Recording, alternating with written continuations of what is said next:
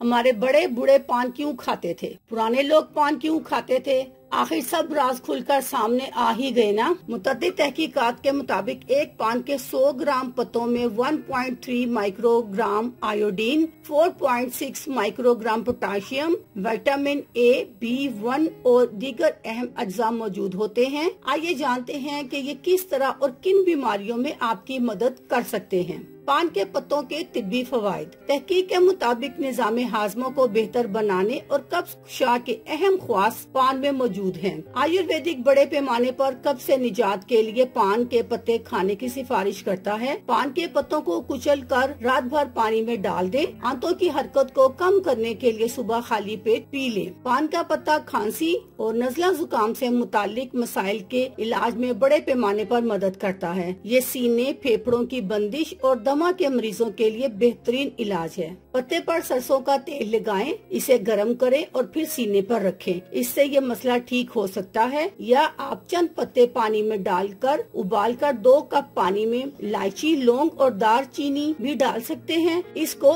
1 cup तक कम करके दिन में 2 से 3 बार पिएं ताकि सीना जमना और सांस के मसाइल से बेहतरीन निजात हासिल हो सके। पान का पत्ता दिल के मसाइल और ज़ियाबतीस को रोक सकता है। अगर ज़ियाबतीस के मरीज सुबह निहार मुँह सिर्फ पान का पत्ता खा लें तो इससे शुगर काबू में करने में मदद मिल सकती है। पान के पत्ते में एंटीऑक्सीडेंट्स की बड़ी मिकदार पाई जाती है, बिलखुसूस ऐसे एंटीऑक्सीडेंट्स जो मैदे में तेजाबियत कम करते हैं। पान के पत्ते को देर तक चबाने से दिलो दिमाग को सुकून मिलता है और यूं ज़हनी तनाव कम करने में मदद मिलती है। इसकी वजह ये है कि पान में फिनोलिक मुरक्कबात होते हैं जो बदन में जाकर मिजाज को बेहतर बनाते हैं। अल्लाह हाफिज।